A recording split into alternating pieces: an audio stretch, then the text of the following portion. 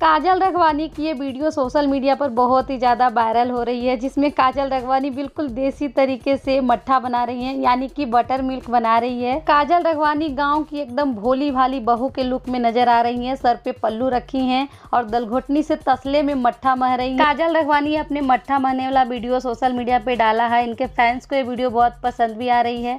आप लोग भी देखिए और एंजॉय कीजिए। वीडियो अच्छा लगा हो तो लाइक कीजिएगा।